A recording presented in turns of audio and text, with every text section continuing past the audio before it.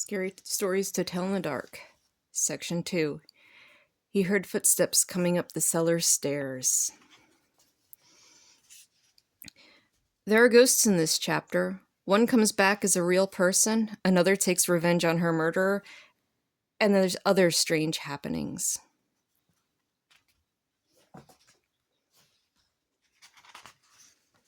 The Thing.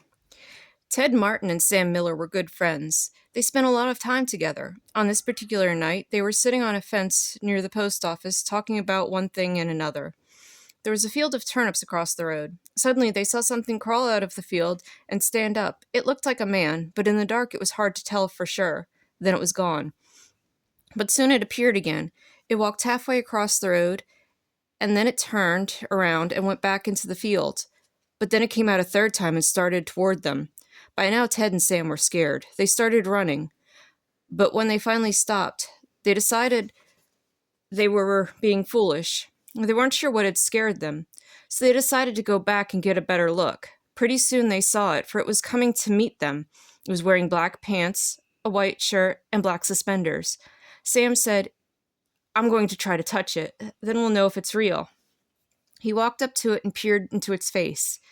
It had bright, penetrating eyes sunk deep in its head. It looked like a skeleton.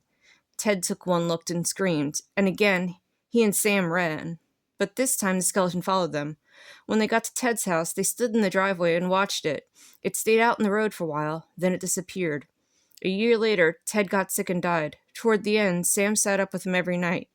The night Ted died, Sam said he looked just like the skeleton. Cold as clay.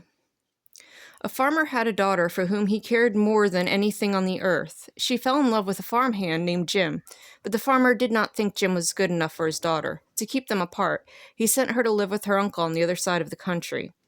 Soon after she left, Jim got sick, and he wasted away and died. Everyone said he died of a broken heart.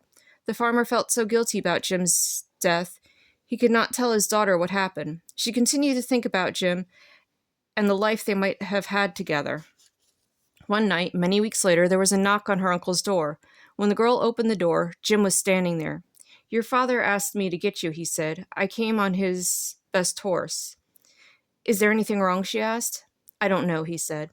She packed a few things and they left. She rode behind him, clinging to his waist. Soon he complained of a headache. "It aches something terrible," he told her. She put her hand on his forehead. "Why, you're as cold as clay," she said. "I hope you are not ill," and she wrapped her handkerchief around his head. They traveled so swiftly that in a few hours they reached the farm. The girl quickly dismounted and knocked on the door. Her father was startled to see her. "Didn't you send for me?" she asked. "No, I didn't," he said. She turned to Jim, but he was gone, and so was the horse. They went to the stable to look for them. The horse was there. It was covered with sweat and trembling with fear, but there was no sign of Jim. Terrified, her father told her the truth about Jim's death. Then quickly they went to see Jim's parents. They decided to open his grave. The corpse was in its coffin, but around its head they found the girl's handkerchief. The White Wolf. The timber wolves around French Creek had gotten out of hand. There were so many wolves, the farmers could not stop them from killing their cattle and sheep. So the state put a bounty on them. It would pay a hunter $10 for every wolf pelt he turned in. A butcher in town named Bill Williams thought that was pretty good money. He stopped working as a butcher and started killing wolves. He was good at it. Every year he killed over 500 of them. That came to more than $5,000. It was quite a bit of money in those days.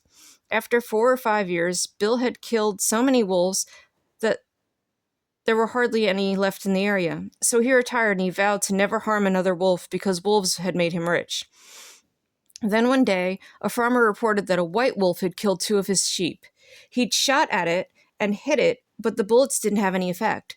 Soon that wolf was seen all over the countryside, killing and running, but nobody could stop it. One night it came to Bill's yard and killed his pet cow. Bill forgot about his decision to never harm another wolf. He went into town the next morning and bought a young lamb for bait. He took it out to the hills and tied it to a tree.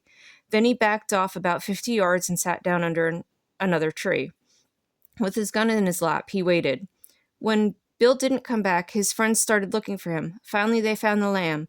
It was still tied to a tree. It was hungry, but it was alive. Then they found Bill.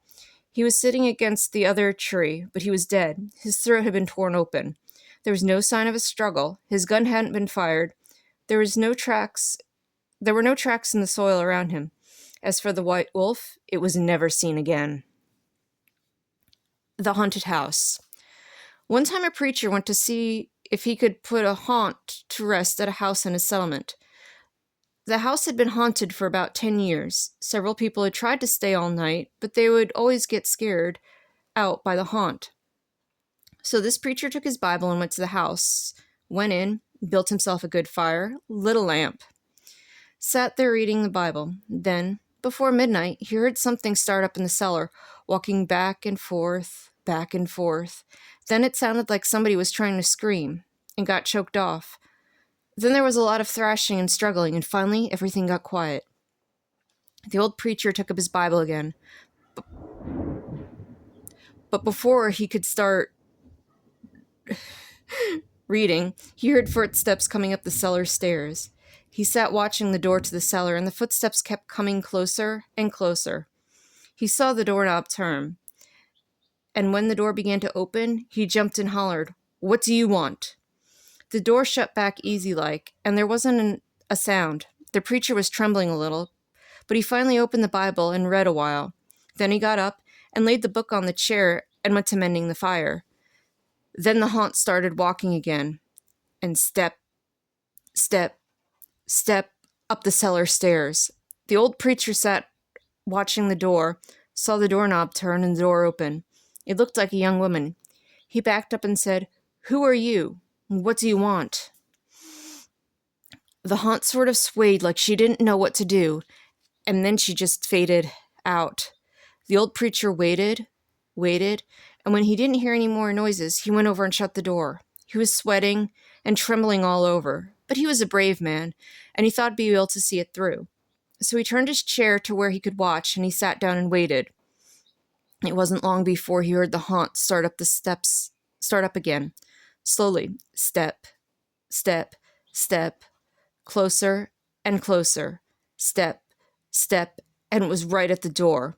The preacher stood up and held his Bible out before him. Then the knob slowly turned, and the door opened wide. This time the preacher spoke quiet-like. He said, "In the name of the Father, the name of the Son, and the name of the Holy Ghost, who are you, and what do you want?" The haunt came right across the room, straight to him, and took hold of his coat. It was a young woman about 20 years old. Her hair was torn and tangled, and the flesh was dripping off her face so he could see the bones and part of her teeth. She had no eyeballs, but there was a sort of blue light way back in her eye sockets, and she had no face. She had no nose to her face. Then she started talking. It sounded like her voice was coming and going with the wind blowing. She told him how her lover had killed her for her money and buried her in the cellar. She said if the preacher would dig up her bones and bury her properly, she could rest. She then told him to take the end joint of the little finger from her left hand and to lay it in the collection plate at the next church meeting, and he'd find out who had murdered her. And she said, "If you come back here once more after that, you'll hear my voice at midnight, and I'll tell you where my money is hid, and you can give it to the church." The haunt sobbed like she was tired, and she sunk down towards the floor and was gone. The preacher found her bones and buried them in the graveyard. The next Sunday, the preacher put the finger bone in the collection plate, and when a certain man happened to touch it, it stuck to his hand. The man jumped up and rubbed and scraped and tore at that bone, trying to get it off. Then he went to screaming like he was going crazy. Well, he confessed to the murder, and they took him to jail. And after the man was hung, the preacher went back to that house at midnight, and the haunt's voice told him to dig under the hearthrug. He did, and he found a big stack of money. And where that haunt had held onto his coat, the print of those bony fingers was burned right into the cloth. It never did come out. The guests. A young man and his wife were on a trip to visit his mother. Usually they arrived in time for supper, but they had gotten a late start, and now it was getting dark. So they decided to look for a place to stay overnight and go on in the morning. Just off the road, they saw a small house in the woods. Maybe they rent rooms, the wife said, so they stopped to ask. An elderly man and woman came to the door. They didn't rent rooms, they said, but they would be glad to have them stay overnight as their guests. They had plenty of room, and they would enjoy the company. The old man, the old woman made coffee and brought out some cake, and the four of them talked for a while. Then the young couple were taken to their room. They once again explained they wanted to pay for this, but the old man said he would not accept any money. The young couple got up early the next morning before their hosts awakened. On a table near the front door, they left an envelope with some money in it for the room.